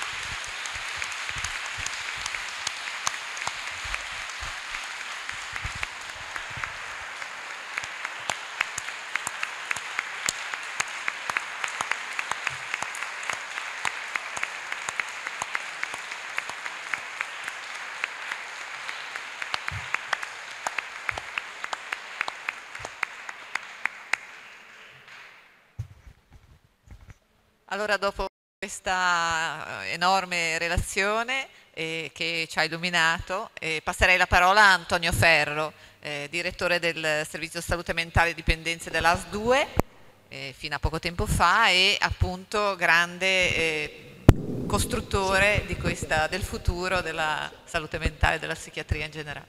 Grazie per questo invito che mi ha fatto molto piacere. Ringrazio Maria Giulia Tassano, la Monica Cellaschi, che ci conosciamo da una vita, e mi sono piaciuti gli interventi della dottoressa Rebagliati, il vostro direttore generale, ma anche dell'assessore regionale, che io conosco poco perché sono andato in pensione prima che fosse eletta, ma che ha parlato in termini propositivi e di speranza, e questo è buono. È difficile parlare dopo Bruno Orsini, è un impegno difficile. Io parto da un riferimento storico e vi leggo un breve brano dal Trattato del malato di mente senza mezzi costrittivi di John Connolly, che è uno psichiatra inglese che visse tra il 1794 e il 1866, e insieme a un altro psichiatra inglese molto importante che fu Turner, stesso nome del pittore, furono anche responsabili di esperienze veramente eccezionali di gestione, perché anche questo c'era però negli ospedali psichiatrici, gestione molto buona dell'assistenza in tempi, come ricordava Bruno Orsini, in cui chi curava non aveva a disposizione un presidio che poi è diventato, non è che è l'unico, ma certamente è stato fondamentale nel cambiare la realtà dell'assistenza psichiatrica, che è stata l'invenzione degli psicofarmaci. Questi psichiatri non avevano a disposizione che il laudano, la tintura d'oppio, qualche erba, cosa avevano? Poca roba. Allora lui scrive una cosa che secondo me è attuale anche oggi. È importante che i medici dimentichino, si sente bene in fondo? Sì. Le preoccupazioni personali allorché ha inizio la giornata, e siano pronti ad ascoltare con pazienza, ad investigare con imparzialità, a soccorrere con gentilezza, a sopperire infine a tutte le piccole o grandi cause di insoddisfazione, così che i pazienti si sentano tranquillizzati ed il personale non si irriti o si scoraggi, perdendo la gentilezza e la comprensione verso i pazienti. Così, giorno dopo giorno, si avvertiranno i risultati dell'azione benefica di questo ritmo. Giorno per giorno i disturbi mentali scompariranno, il sospetto verrà dissipato, i pensieri malinconici svaniranno, la fiducia crescerà e si rafforzerà, le propensioni naturali rinasceranno e la guarigione non sarà più lontana. È un po' il concetto di cui parlava la dottoressa Musumeci prima, che ha a che fare, prima ancora quello del discorso della guarigione, che è molto complesso, che però c'è questa situazione prima, che è il prendersi cura nella dimensione del rispetto dell'altro. Questo psichiatra dell'Ottocento mi pare che esprimesse delle cose che sono utili da tenere presente anche oggi. Quando lavoravo a Reggio Emilia, al pomeriggio, allora bisognava dire che non si studiava troppo, perché era la fase un po' però io andavo alla biblioteca del San Lazzaro, che è una biblioteca eccezionale ancora adesso, e prendo l'occasione anche per ricordare e denunciare la situazione invece un po' vergognosa che c'è a Genova con la biblioteca di Quarto e di Cogoleto, che sono chiuse in scaffali nei sotterranei, invece a Reggio Emilia hanno fatto un museo e c'è una biblioteca favolosa ancora. Allora io andavo a studiare almeno una volta alla settimana al pomeriggio, e ho fatto la conoscenza con uno psichiatra che si chiamava Carlo Livi, che fu patriotta, partecipò al Risorgimento italiano e fu direttore dell'ospedale psichiatrico di Reggio Emilia dal 1873, mi pare, al 1875, e fondò questa importante rivista di psichiatria che ancora oggi è viva, che sono gli Annali di Freniatria.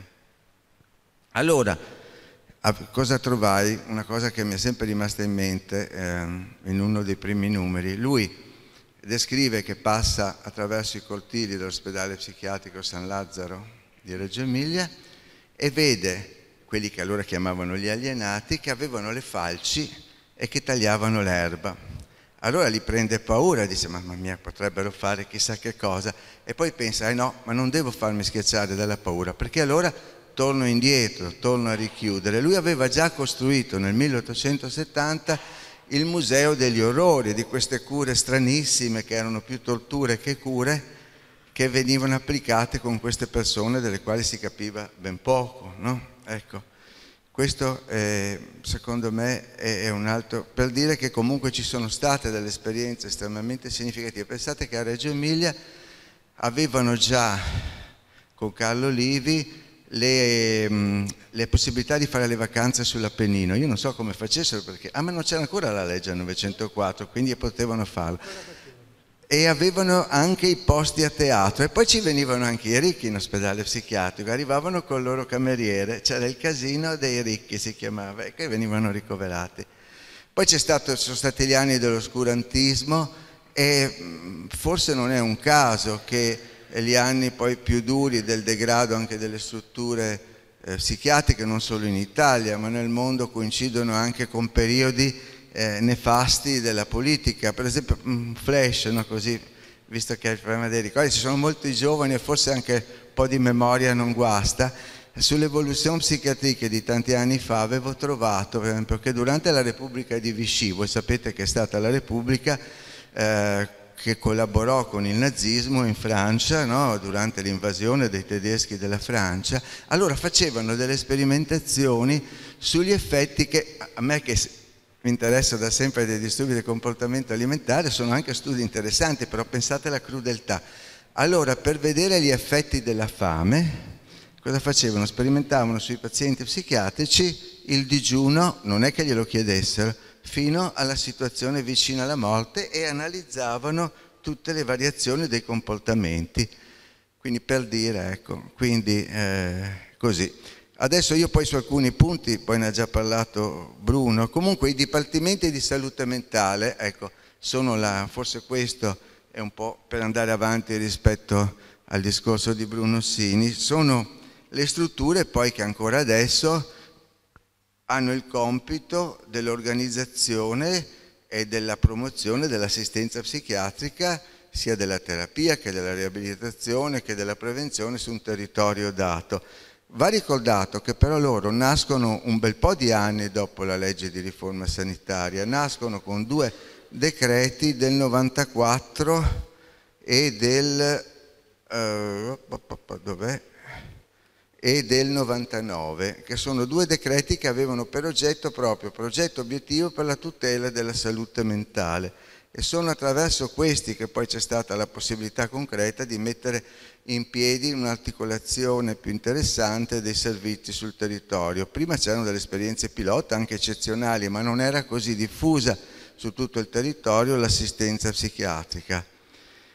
Bruno Orsini ha ricordato, perché quello che è l'importante non è solo la legge 180, è che questa legge, mio maestro Racamia avrebbe detto è un'azione parlante, sia stata inserita nella legge di riforma sanitaria, e questo è il punto centrale, perché fino a quel momento tutto ciò che riguardava la psichiatria era qualcosa di separato. Io mi ricordo, avevo lavorato i primi anni, perché mi ero rifiutato di rimanere a lavorare in neurologia a Savona perché facevano gli elettroshock da sveglia alla gente. Non era un'idea contro gli elettroshock in assoluto, poi vi racconto se volete. Ma insomma, farli da sveglia era proprio una cosa. E allora ero andato in medicina, e poi vabbè, ho scelto un'altra strada. Mi sono perso il filo adesso, ecco, vabbè, non importa, comunque insomma. Ecco, questa legge fu veramente qualcosa di notevole per i tempi. Era chiamata Basaglia, ma come Bruno Orsini non l'ha detto, ma l'ha detto solo in parte, dovrebbe più giustamente chiamarsi legge Orsini, perché fu proprio lui che seppe mediare allora tra le diverse istanze che erano presenti, alcune delle quali erano estremiste. Io mi ricordo appunto la posizione, devo avere ancora gli articoli a casa del manifesto, che dicevano che non dovevano esistere i servizi psichiatrici di diagnosi e cura, e soprattutto non doveva esistere il ricovero sanitario obbligatorio. Io ero andato a fare poi l'aiuto nel servizio psichiatrico di diagnosi e cura a Reggio Emilia dopo la legge, e devo dire che era una cosa complicata all'inizio, perché c'erano gli psichiatri che non volevano usare i farmaci. Una dottoressa che adesso è la responsabile del Dipartimento di Salute Mentale di Bologna, che era una mia assistente con me, io mettevo le terapie e lei le levava. Poi dovevamo andare a prendere questi pazienti che erano un pochettino, insomma, su di giri, però fu un periodo veramente particolare. E quindi Orsini ebbe il grosso merito, per esempio, di evitare che la psichiatria rimanesse una sezione della neurologia, perché c'era anche quel rischio lì, no? E quindi difese l'autonomia. Ecco, dicevo, mi ricordo la separazione. Io quando andai via lavoravo a Santa Corona, perché prima ho fatto neurologia, e avevo uno stipendio di un certo tipo. Quando arrivai a Reggio Emilia mi stupì la prima busta paga perché era un terzo dello stipendio che prendevo in ospedale, perché tra le tante cose c'era anche che gli psichiatri guadagnavano anche di meno, non c'era l'equiparazione. Questa mi ha dato un certo consenso da parte degli psichiatri, il fatto che migliorassimo il mondo, ma gli aumentassimo anche lo stipendio. Ecco, perché io ero rimasto stupito, ero andato in amministrazione a Reggio e ho detto forse vi siete sbagliati, perché io ero abituato a pigliare questa cifra, invece me ne trovai con un'altra, per dire come era un mondo separato quello della psichiatria. Quindi la cosa più importante è stata la 180, ma soprattutto che la legge 180 attraverso gli articoli 33, 34, 35 fosse inserita nella legge di riforma sanitaria. Ecco, un altro concetto sul quale vorrei spendere due parole è quello del concetto di manicomio. È vero, l'Italia, unico paese del mondo occidentale, ha realmente chiuso gli ospedali psichiatrici negli anni 90, non subito dopo la legge 180, negli anni 90 attraverso questi due decreti. Però la parola manicomio non è legata soltanto a queste strutture, agli spazi, ma perché il manicomio è una cultura, può rinascere sempre nelle forme della neomanicomialità, perché appunto, come mi insegnava Giovanni Gervis, il mio direttore a Reggio Emilia, il manicomio è prima di tutto un assetto mentale, una particolare ideologia dell'esclusione. Infatti la cosa più importante, come ricordava il professor Bruno Orsini, è che nella legge viene enfatizzato questo tema del rispetto dell'altro da noi, che è quello che dobbiamo sempre difendere, perché continuamente viene messo in discussione, qualsiasi sia il tipo di altro da noi, può essere il cosiddetto matto, l'immigrato strano, il diverso, no? È un tema che torna. Infatti il manicomio, prima ancora che una situazione spaziale caratterizzata dalla chiusura, dalla separazione dal contesto sociale, dalla regressione e dalla perdita dei diritti umani in una dimensione di atemporalità, perché questo era, quando avveniva il ricovero definitivo, questa era la realtà di chi stava in ospedale psichiatrico, uscire dalla dimensione del tempo. Manicomio è prima di tutto un fatto culturale, è una disposizione del pensiero, dell'animo, è un'ideologia e può così presentarsi e ripresentarsi dovunque, anche nei dipartimenti di salute mentale, anche nelle comunità terapeutiche. Quindi non basta dire faccio una struttura e allora per forza è nuova anche nel suo modo di operare, è molto più complesso questo discorso. Non basta neanche, è importante che sia bella dal punto di vista strutturale, ma conta questa cultura del rispetto su cui vorrei poi dire qualche cosa. Questa legge, io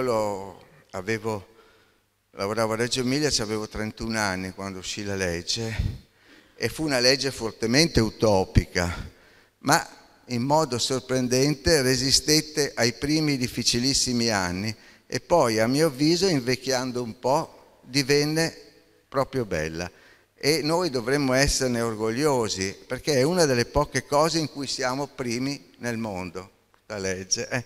Ma non siamo solo quelli, abbiamo la Ferrari, la moda, l'arte italiana, la cucina italiana, la bellezza unica del nostro territorio. Sono arrivato ieri sera qui a Sesti Levante, era qualche anno che mancavo, venivo a fare i seminari con Racamia al Vis-à-Vis e ieri sera mi sono beccato un doppio arcobaleno e su questo golfo del silenzio, che è una cosa sorprendente. Dobbiamo essere orgogliosi di questo nostro territorio così bello e dobbiamo anche essere orgogliosi, lo dico anche ai colleghi che da pochi anni lavorano nei servizi, di questa legge, che è una legge sorprendente. Quando andai la prima volta accompagnato da Resnick all'ospedale Sant'Anna di Parigi nell'83 e poi è stato un periodo al 13° arrondissement da Madame Kestenberg, erano stupiti, ci chiedevano ma come fate questa legge? No? C'era questo direttore che sembrava Zen McKay, un bell'uomo alto, mi guardava e poi mi diceva ma sei già primario?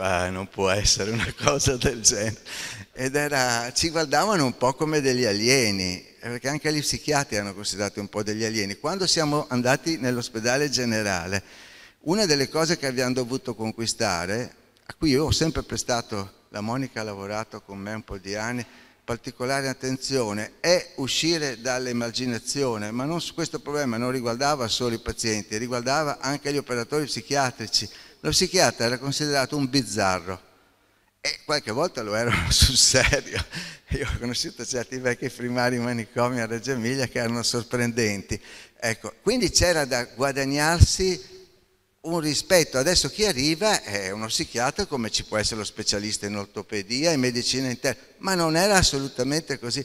Io mi ricordo che Gervis era appena andato via, quindi alle riunioni per mettere su il reparto di diagnosi e cura a Santa Maria, un bello ospedale, quello di Reggio, mi ci mandavano me. Ci sono sempre andato io col direttore sanitario, primario di medicina, che erano anche più grandi di età di me, ma mi guardavano anche un po' perché ero stranetto io, come capelli e tutto, però mi guardavano anche un po' come l'alieno perché avevano l'idea che gli psichiatri... Pensate, io ho conosciuto, vado un po' a rotta libera che forse è meglio, ho conosciuto, Bruno l'ha conosciuto, un primario che si chiamava Cohen Giordana.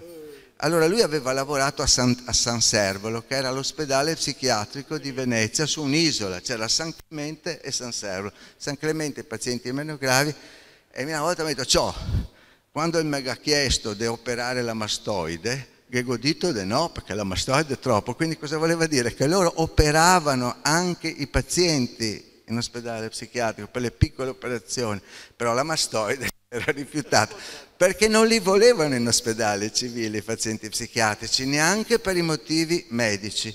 A Reggio Emilia avevamo ottenuto delle stanze all'interno della medicina, dove dal San Lazzaro venivano quando stavano male, perché avevano diritto, no? Questo ancora prima della 180. Ecco, insomma, questi dipartimenti sono stati una cosa fondamentale, però sono nati dopo tanti anni. C'è stata una fase difficile. Cancrini usava il termine di temerari sulle macchine volanti per definire questi operatori un po' allo sbaraglio in quegli anni, ma pensate anche alla difficoltà che dovettero affrontare i pazienti, ma soprattutto i familiari. Non c'erano ancora le strutture. Il vostro direttore generale e l'assessore hanno parlato prima di questa struttura che deve essere inaugurata, ma quando noi abbiamo iniziato con la legge c'avevi in ambulatorio poche robe e i familiari spesso erano anche molto arrabbiati e ne avevano anche motivo, perché ci siamo trovati in una situazione difficile.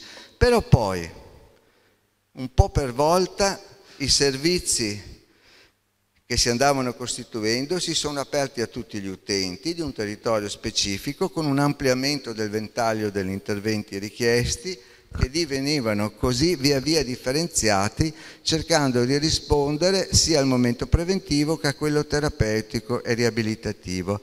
La relazione con l'utenza, che poi è cambiata, all'inizio erano gli ex dell'ospedale psichiatrico e poi è diventata un'utenza nuova, ha stimolato trasformazioni complesse nell'organizzazione dei servizi psichiatrici e nei casi più fortunati i dipartimenti di salute mentale sono divenuti dei laboratori di ricerca in cui si sono sviluppate in questi 40 anni proposte e modelli operativi veramente originali di assistenza psichiatrica, di cui appunto dobbiamo essere orgogliosi. Io non voglio parlare delle cose che ho messo su a Savona negli anni, ma molte realtà italiane hanno sviluppato delle esperienze veramente notevoli a partire dagli anni 90. Ci sono corsi un po' di anni prima di mettersi su questa strada.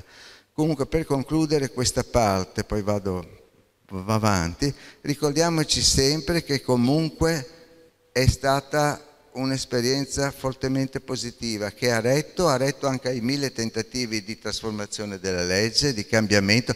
Peraltro molte di queste proposte sarebbero anche catastrofiche dal punto di vista economico, perché riaprire gli ospedali psichiatrici, a parte tutto, ci avrebbe dei costi mostruosi, quindi anche complessivamente il modo nuovo di fare assistenza è sicuramente costato di meno, anche se si dà un po' più di personale ai servizi costa comunque di meno.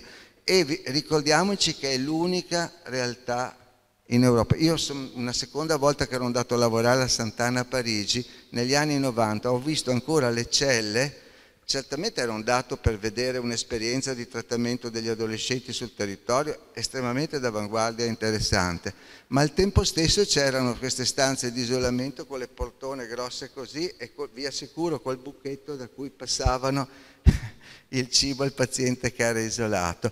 E quando sono andato da Van der Eycken per i disturbi del comportamento alimentare a Lovanio, ho scoperto stupendomi che questo reparto pur estremamente moderno, ben organizzato, era all'interno dell'ospedale psichiatrico comunque, il reparto per i disturbi dell'alimentazione. È una ragazza che ho avuto in cura pochi anni fa, che adesso ha un lavoro importante a Innsbruck, ma aveva avuto una crisi psicotica, una ragazza bella, insomma aveva avuto una crisi psicotica importante dalla quale poi è venuta fuori e bene. Comunque mi raccontava, quando io l'ho avuta in cura, tornata dagli Stati Uniti, che quando erano andati a prenderla a casa l'avevano ammanettata, perché c'è sempre questo ancora contatto con le misure dell'ordine. E il padre, come si vede nei film, per fortuna era una persona molto abbiente, era partito dall'Italia con un avvocato, ne aveva preso poi un altro lì, ed era andato di fronte al giudice a difendere, a perorare la posizione della figlia, e quindi se l'era portata indietro, quello che si vede a volte nei film. Quindi, allora, siccome sono andato un po' in modo disordinato forse, ma era difficile mantenere l'intervento regolare dopo quello che così bello che ha detto Orsini, andrei a parlare un poco, così faccio anche pubblicità a un mio vecchio libro, che è stato il primo che ho scritto per la Bollati Boringhieri, che si chiama La bottega della psichiatria, perché so che è un concetto che a Bruno Orsini piace, allora l'ho voluto riprendere e piace anche a me. E io avevo scritto questo libro 20 anni dopo la legge 180 con il professor Giovanni Gervis, e quindi questo pezzo lo leggo così non mi disperdo. Allora, che cos'è la bottega della psichiatria? Perché uso questo termine? Allora, la nostra bottega, che sono i nostri dipartimenti poi, sta aperta sulla piazza, non ama cornici troppo chiuse, ma piuttosto vive e si alimenta nella relazione con il mondo circostante. Ecco, dal libro di allora leggo: perché la bottega della psichiatria? Il riferimento ideale, probabilmente presuntuoso, è appunto la bottega d'arte, che ebbe inizio nell'Italia dei comuni ed ebbe il massimo sviluppo nel Rinascimento. La bottega era un luogo dove teoria e pratica avevano la possibilità di crescere in modo sinergico. Spesso si apriva su una piazza italiana, era quindi disponibile agli scambi e agli stimoli provenienti dalla popolazione, che poteva fruire dell'opera artigianale o d'arte nel suo divenire. La bottega era luogo, allora, di confine, di frontiera, ricco di possibilità di confronto e collaborazione tra molteplici conoscenze e mestieri, tra produttori e fruitori, protagonisti anch'essi della nascita di una prassi creativa veramente singolare, della quale dobbiamo ancora oggi essere orgogliosi, no? La cultura dei borghi, dei comuni. Pratica e teoria non procedevano allora mai disgiunte l'una dall'altra, e l'oggetto d'arte era la sintesi di un complesso modo di operare dove si fondevano talento, conoscenze tecniche, pratica, stimoli culturali ed ambientali. Nella bottega risaltavano inevitabilmente l'esperienza, la sensibilità e il talento individuale dell'artigiano, e io, che sono orgoglioso molto del lavoro che faccio, quando penso di farlo bene, e ho molti amici pittori, dico non sono al vostro livello, però ho questo ideale di essere un buon artigiano. Allora, queste caratteristiche della bottega restano per me anche oggi, nel 2018, a 40 anni dalla 180, una condizio sine qua non anche per l'operare in psichiatria, perché permettono di sviluppare una prassi di lavoro clinico dove, come nella bottega della psichiatria, pratica e teoria non procedano mai disgiunte e possano sempre confrontarsi con l'esterno, la piazza che in psichiatria è rappresentata di volta in volta dalla popolazione, dai fruitori dei servizi, dai familiari, dai modelli culturali, e scientifici, dalle altre discipline mediche, dagli altri saperi laici non psichiatrici. Così la sofferenza psichica può essere colta nelle sue molteplici sfaccettature espressive, mai statiche e sempre cangianti. Quanti minuti c'ho ancora? 5? Bene. Allora, pensate, se non si ha un'attitudine, una posizione di questo genere, di apertura e di relazione continua con gli altri da noi, perché prima di tutto dobbiamo essere noi psichiatri che siamo attenti e non ci mettiamo in una posizione superiore, ma interagiamo con tutte le altre istanze, le altre agenzie, non potremmo confrontarci con queste situazioni nuove di sofferenza psichica. L'espressività della patologia psichiatrica non vuol dire i nuclei, secondo me, più profondi e centrali del soffrire psichico, ma il modo di esprimersi è andato cambiando moltissimo negli ultimi 20 anni. Pensate, ne parlava, mi pare, il direttore generale, ma anche l'assessore, i disturbi del comportamento alimentare, le nuove dipendenze, le patologie legate ai fenomeni migratori, le nuove depressioni che sono profondamente cambiate rispetto a quelle della fine dell'Ottocento e del Novecento. Nei giovani depressi, che sono in continuo aumento, prevalgono i sentimenti di vergogna, di inadeguatezza, di rabbia, non i sentimenti di colpa che caratterizzavano le depressioni classiche. Quindi occorrono dei servizi che siano aperti a queste istanze e che non si chiudono, cosa che a volte succede e si rischia di essere servizi neomanicomiali quando si chiudono ad imbuto e accolgono soltanto quello che pensano a priori di poter vedere e curare. No, la domanda così come si pone, che è continuamente cangiante e ci mette anche in discussione. Vado veramente alla fine. Quindi, allora, la psichiatria oggi si viene a caratterizzare quindi come una disciplina di confine tra molteplici saperi ed esperienze. Però noi credo che siamo psichiatri, psicologi, operatori, soprattutto specialisti nella relazione con l'altro, che sia il paziente, le istituzioni, le altre discipline medico-biologiche, e senza questa legge non ci sarebbe stata questa possibilità. Noi stessi abbiamo vissuto spesso i complessi di essere deboli, di essere un po' meno degli altri medici, ma in realtà, a mio avviso, questo essere servizi, discipline di frontiera, ci confronta con la possibilità di essere leggeri. Cosa vuol dire? Leggero lo utilizzo nei termini di come lo usava Italo Calvino nella sua lezione sulla leggerezza nelle lezioni americane, no? L'ultima opera prima di morire. Vuol dire che noi ci dobbiamo muovere in modo agile sul territorio di confine tra diverse discipline, ed è questa una delle cose che mi affascina più del mio lavoro, perché per fare lo psichiatra devo sapere un pochettino anche di medicina, devo avere la capacità di ascoltare i familiari, devo conoscere le neuroscienze, quello che viene, quindi non sono forse così forte ed esperto di ogni disciplina, ma ho questa capacità di muovermi sul territorio dei confini, e devo dire, quella è una questione mia privata, personale, che questo mi ha sempre reso non noioso ma affascinante il lavoro che faccio, e auguro a tutti voi, soprattutto agli operatori che sono qui, di mantenere questa curiosità e questo interesse e anche l'orgoglio di fare gli operatori psichiatrici. Grazie.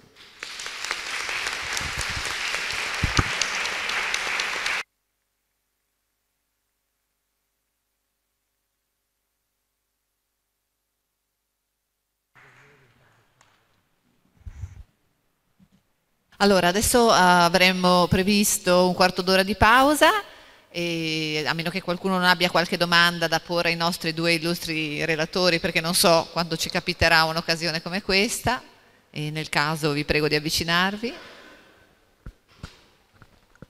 Vado io.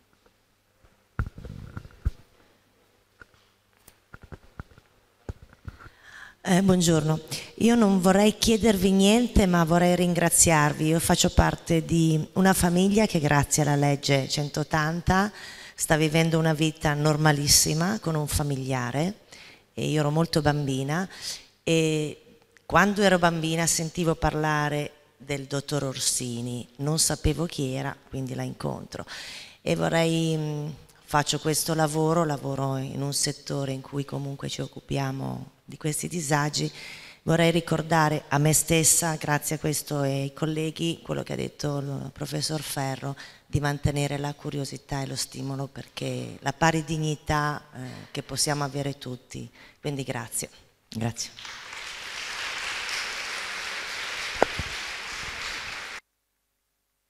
Vi ha elogiato, ha detto che bisogna mantenere la curiosità. Sì. Che bisogna? È un elogio.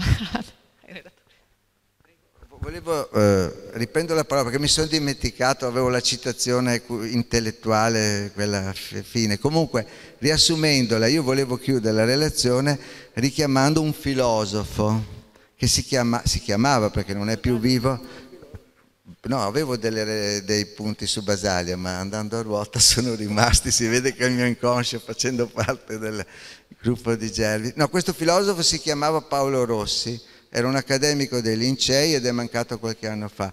Ha scritto un libretto qualche anno fa, pochi anni fa, che veramente consiglio e io ogni tanto me lo vado a rileggere, che si chiama Speranze. Allora lui dice che certamente molte cose vanno male in questo mondo, ma però dice anche che il pessimismo è un alibi degli incapaci, perché il pessimismo è la posizione di chi poi cerca una giustificazione al non fare nulla, no? A non muoversi mai.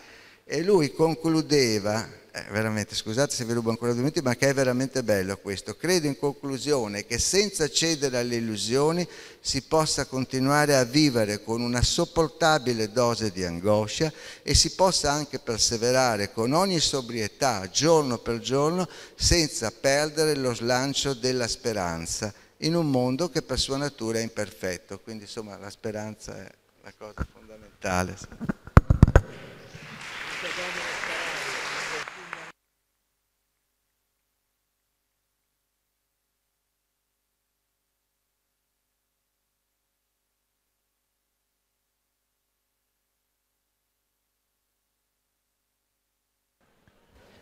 C'è una domanda di una signora che adesso mi sono persa. Buongiorno, io sono una familiare, mio figlio è un paziente psichiatrico. Voi dicevate prima che avete perorato molto fortemente che la psichiatria venisse inserita nell'assistenza pubblica sanitaria e che io non capisco perché ancora adesso comunque ci sono certe leggi che separano i disabili fisici dai disabili psichici, comunque sono sempre diciamo, dovrebbero avere diritto sia uno che l'altro di tutto quello che godono anche i pazienti fisici, perché sono disabili tutti, in un modo o nell'altro sono disabili. Quindi io non capisco perché queste leggi recenti non comprendano anche i pazienti psichiatrici. Se voi potete spiegarmi qualcosa, grazie.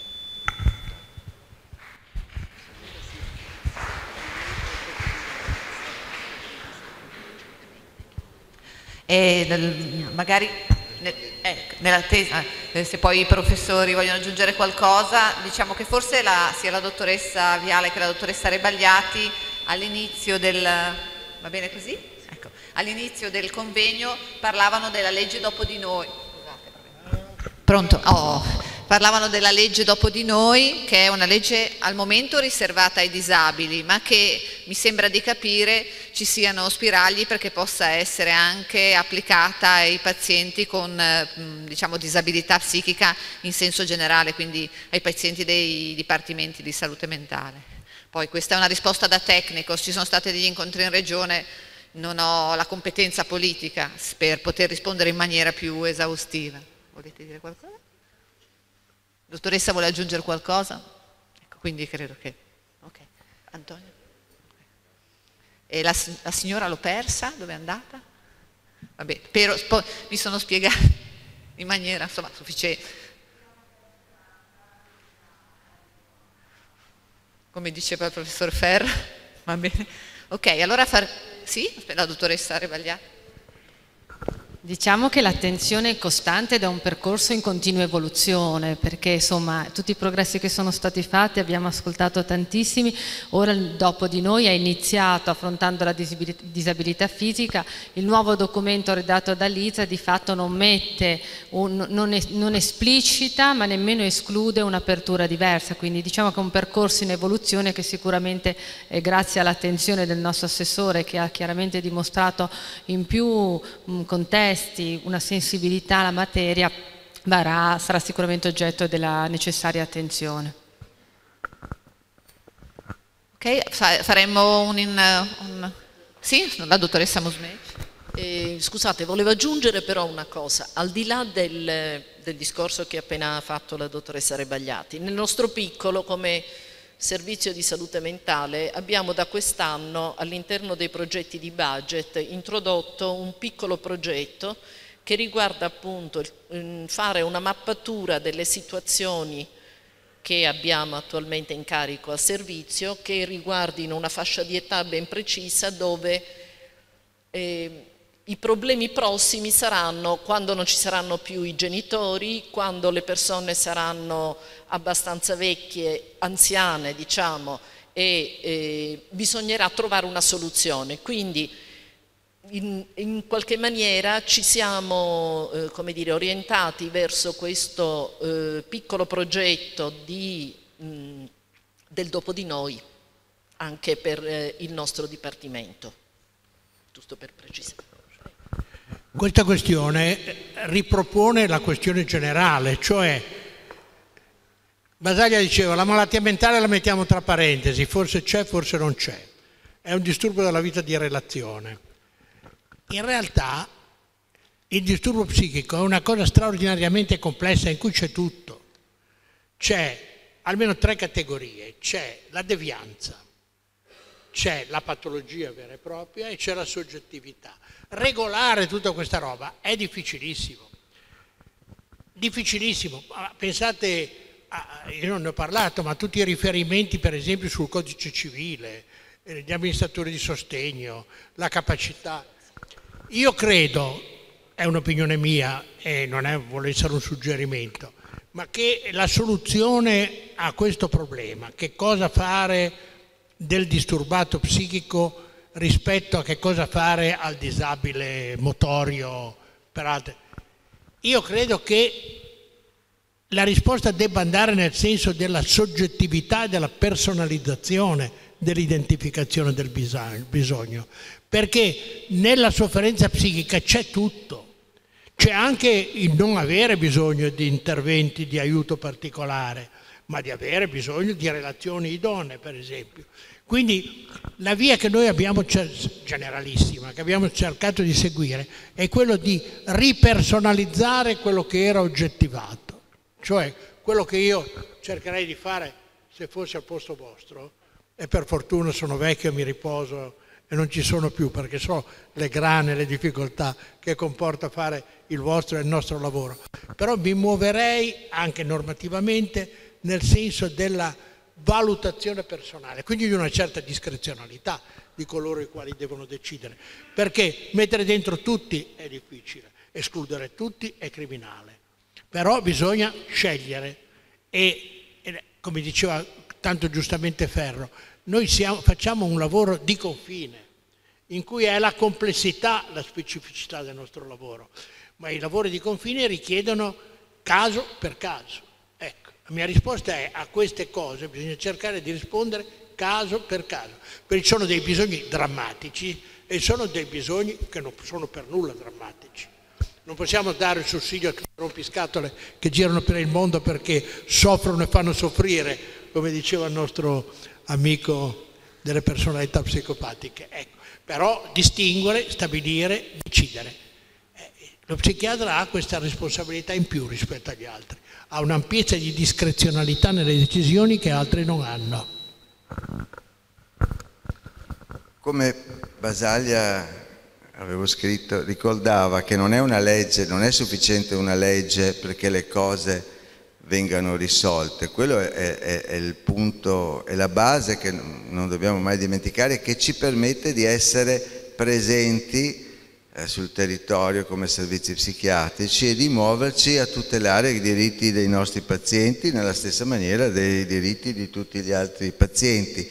E qui c'è un altro concetto però che bisogna tirare fuori, che è la struttura anche dei dipartimenti di salute mentale. Di solito, perché abbiano una contrattualità sufficiente appunto rispetto alle altre agenzie sanitarie, rispetto alle istituzioni, certamente devono tollerare di essere agili, non rigidi, aperti, però devono anche essere sufficientemente forti sia sul piano quantitativo. Io quando dirigevo il dipartimento si stupivano tutti per tutta la gente che riuscivo ad ottenere nei servizi, psichiatri, psicologi, però insomma se si è troppo pochi si fa miseria, si fa poco.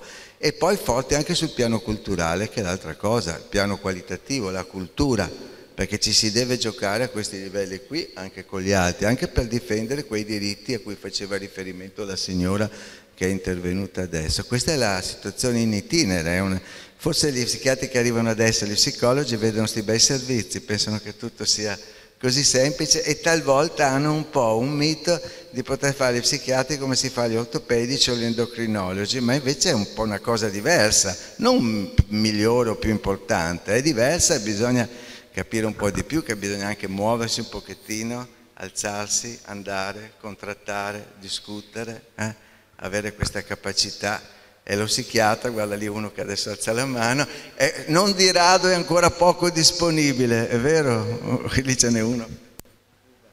Vittorio.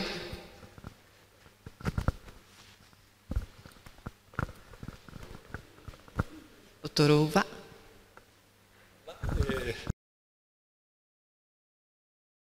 Risposto. No, intanto volevo ringraziare Bruno Orsini perché mi sono commosso di fronte a quello che ha raccontato della sua storia e questo è un esempio della forza che dà poi a noi psichiatri oggi combattere ogni giorno. Io penso che fare lo psichiatra oggi sia completamente diverso da quando c'era Bruno, ma non perché sia più facile o difficile, era un altro contesto sociale. A me viene in mente che fare lo psichiatra allora si aveva la facilità in un certo senso perché c'era il concetto di partecipazione e libertà. Adesso mi viene in mente la canzone di Giorgio Gaber. Oggi ho questa sensazione che per noi psichiatri dobbiamo confrontarci con nuove patologie, no? La patologia del gioco d'azzardo, la patologia anche dell'uso di sostanze che portano a disturbi psichici rilevanti e che portano noi psichiatri anche a riflettere su come affrontarlo. Però volevo ringraziarlo perché questa tua relazione mi porta più forza a combattere ogni giorno con queste difficoltà. Grazie.